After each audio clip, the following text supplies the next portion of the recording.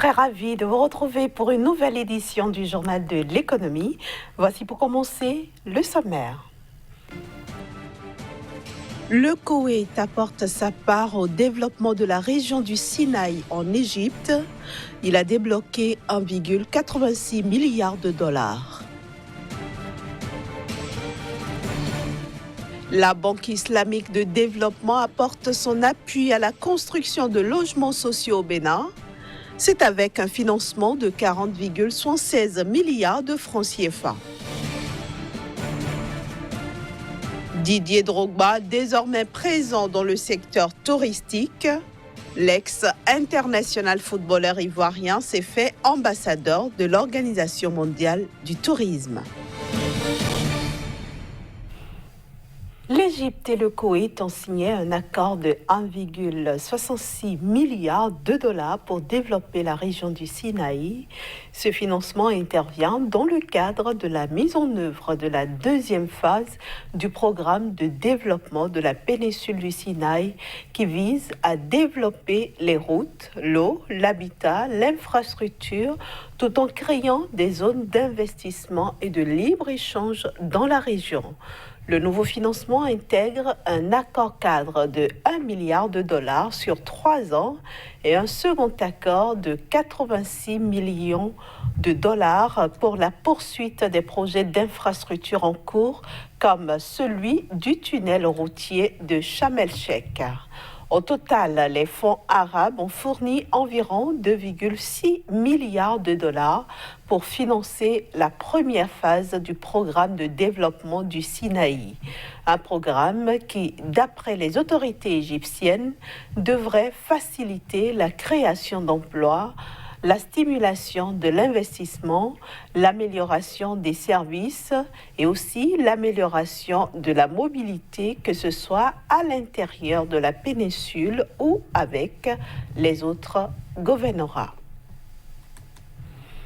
Le Fonds monétaire international va accorder un financement de 3 ans à la Guinée équatoriale pour soutenir les réformes économiques dans le pays. C'est à la faveur d'un nouveau programme devant permettre de soutenir la reprise de l'activité économique.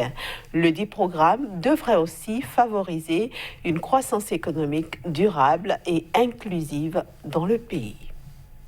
En soutien aux réformes économiques en cours en Guinée équatoriale, le Fonds monétaire international injectera dans le pays un financement de 3 ans. Ce financement, dont le montant n'a pas été dévoilé et qui doit être validé par le conseil d'administration du Fonds monétaire international, entre dans le cadre d'un nouveau programme destiné à soutenir la reprise de l'activité économique et favoriser une croissance économique durable et inclusive. Entre autres objectifs visés, le renforcement de la stabilité macroéconomique et financière, la promotion de la diversification économique, la bonne gouvernance et la transparence, sans oublier la lutte contre la corruption. Le nouveau programme vise par ailleurs à accroître la marge de manœuvre budgétaire pour améliorer la protection sociale, notamment en atténuant les effets de l'ajustement macroéconomique sur les groupes à faible revenu et à promouvoir le développement du capital humain.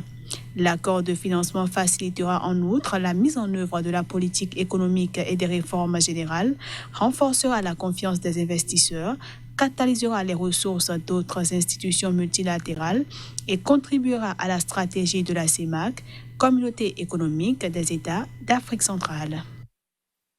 Le Bénin va obtenir un appui financier de 40,76 milliards de francs CFA de la part de la Banque islamique de développement. Cet appui porte sur un prêt direct de 9,9 millions de dollars et un financement par vente à tempérament d'un montant de 59,2 millions de dollars. Il permettra la construction de 2145 logements sociaux avec les infrastructures secondaires de base associées dans la commune d'Abomey-Calavi. Tout ceci s'inscrit dans le cadre du projet de renforcement des services sociaux de base et de la protection sociale, lequel projet vise à accroître l'accès des ménages ménages à revenus moyens et faibles à un logement décent et à un coût abordable, promouvoir de nouvelles méthodes de production et de construction de logements sociaux et économiques, créer des emplois au niveau national et stimuler les activités économiques, toujours dans la commune d'Abomey-Calavi. L'ex-international footballeur ivoirien Didier Drogba est fait ambassadeur de l'Organisation mondiale du tourisme. C'était à l'occasion de la table ronde des bailleurs organisée récemment à Dubaï en vue du financement de la stratégie de développement touristique 2018-2025 de la Côte d'Ivoire. Didier Drogba, désormais ambassadeur de l'Organisation mondiale du tourisme. L'ex-international footballeur ivoirien a été nommé en marge de la table ronde des bailleurs, organisée les 20 et 21 octobre à Dubaï aux Émirats arabes unis, en vue du financement de la stratégie de développement touristique 2018-2025 de la Côte d'Ivoire. Selon le secrétaire général de l'Organisation mondiale du tourisme, le choix a été porté sur la personne de Didier Drogba car il s'agit de la meilleure personne que l'OMT pouvait trouver pour promouvoir le tourisme en Afrique, car le continent a besoin de plus de visibilité et de promotion. Dans cette optique, l'Organisation mondiale du tourisme entend s'associer à la Fondation Didier Drogba pour soutenir les jeunes, autonomiser les femmes et créer ensemble de nouveaux emplois pour l'Afrique afin de rendre le continent meilleur et plus puissant. Pour sa part, Didier Drogba se dit honoré d'utiliser son nom pour représenter le tourisme et tous les avantages qui créent des emplois et permettre aux gens de rêver. Après Lionel Messi, l'ex-international ivoirien est le deuxième joueur de football désigné par l'OMT comme ambassadeur du tourisme. Il est également la deuxième personnalité africaine nommée ambassadeur du tourisme par l'OMT, après le milliardaire nigérian Aliko Dangote. Première partie de ce journal de l'économie. La suite, c'est dans un instant avec Kazmi Kouidior.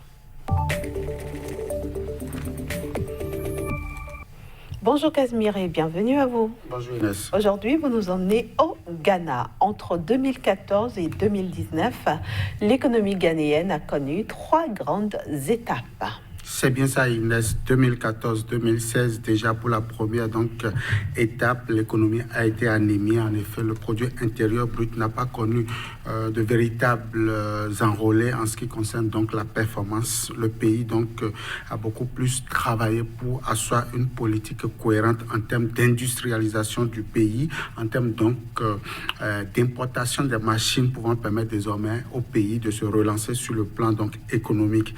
2016-2019, le pays a repris progressivement car les effets de l'investissement au niveau du secteur secondaire ont été ressentis au niveau du pays. En effet, on a noté déjà en 2016 un taux de croissance de l'ordre de 8,5% pour afficher autour de 2017 un taux de croissance de 6,8%, pareil en 2018 et déjà en 2019. En attendant certainement le 31 décembre 2019, le Ghana va afficher un taux de croissance de 7,3%. Tout ceci en lien direct avec le secteur secondaire qui emploie beaucoup de devises en ce qui concerne l'exportation du brut de pétrole pour ce qui est de ce pays-là. Au-delà de ça, il faut dire que la troisième grande période qu'a connue le Ghana, c'est l'après 2019, 2020, qui s'annonce beaucoup plus dans une tendance de maintien de la croissance du produit intérieur brut. 5,4% annonce les chiffres, la statistique au niveau de ce pays en ce qui concerne le produit intérieur brut. Le Ghana affiche une tendance en dents de scie en ce qui concerne sa croissance, mais c'est un pays qui a beaucoup travaillé. On annonce déjà pour la période 2017, environ 4 fois la capacité d'industrialisation de ce pays, soit environ 670 milliards de dollars en termes d'investissement au niveau du secteur secondaire. C'est quand même important pour ce pays-là. Pourquoi tant de variations dans l'économie ghanéenne ? tant de variations parce que le Ghana a pris tout son temps pour travailler donc véritablement son secteur secondaire. C'est beaucoup plus le secteur secondaire ici qui a marqué donc le pas décisif de ce pays vers l'émergence. Donc on a constaté que au niveau donc du secteur secondaire, l'État a misé beaucoup plus dans les investissements. À ce niveau-là, l'État a donc déployé plus d'énergie au niveau du secteur secondaire. L'État n'a pas abandonné les autres secteurs, mais il y a une concentration donc des ressources financières, ce qui a d'ailleurs déséquilibré la balance commerciale au niveau de ce pays-là, qui a été déficitaire ces 10 dernières années. Le pays donc n'a pas pu donc reprendre le souffle que à partir de 2017, et ceci pour afficher une très bonne performance les 10 prochaines années. En tout cas, le Ghana est en train de faire une expérience en ce qui concerne l'industrialisation, en ce qui concerne la transformation structurelle donc de sa matière première, pourquoi pas pour offrir un mieux-être aux Ghanéens et certainement à la sous-région ouest-africaine. Alors le Ghana marche désormais sans la Banque mondiale et la grande équation, c'est bien sûr comment maintenir les performances macroéconomiques. C'est vrai, Inès, par le passé, le Ghana était donc l'enfant choyé, enfin l'un des enfants de la Banque mondiale. Mais depuis le 1er janvier 2019, le pays a tourné définitivement dos à l'institution de Bretton Woods parce que désormais le pays croit en son potentiel économique. C'est vrai, ce serait un peu compliqué, mais le pays a pris déjà ses options il y a quelques années et a expérimenté donc ce renvoi de l'institution de Bretton Woods. Déjà, on annonce un taux de croissance des meilleurs. On annonce également un taux d'endettement qui donc tourne autour de 40,5% pour le compte de l'année 2018 et le pays est en train de travailler pour descendre donc dans la lisière de 38%, voilà, pour le compte de l'année 2019 et pourquoi pas 2020.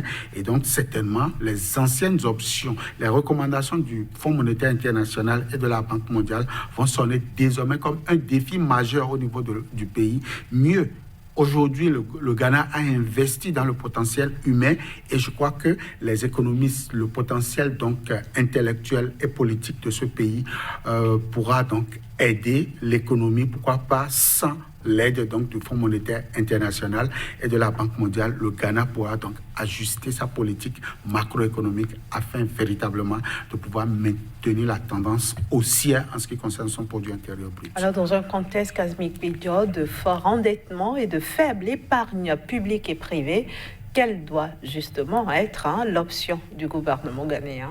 L'option du gouvernement ghanéen, c'est donc la transparence budgétaire. L'option du gouvernement ghanéen, c'est également le maintien donc, de la performance, de la tendance des défis majeurs que s'est lancé donc ce gouvernement. C'est le maintien de l'investissement, surtout au niveau donc du secteur secondaire. Pourquoi pas rassurer les investisseurs en ce qui concerne la politique macroéconomique du pays, mais aussi au niveau donc de la stabilité. Et je crois que les autorités ghanéennes sont en train de gagner ce pari car c'est un pays beaucoup plus stable en ce qui concerne donc l'alternance au pouvoir. En ce qui concerne donc le volet social, c'est-à-dire la formation et l'éducation, le Ghana est en train de gagner aussi ce pari. Et au niveau donc de la santé, les choses sont également au beau fixe pour donc véritablement avoir une population en bonne santé qui travaille. D'ailleurs, on a noté au niveau du secteur, du sous-secteur, du moins agriculture, un départ donc de la main-d'œuvre vers le secteur secondaire, notamment au niveau des centres urbains, ce qui prouve véritablement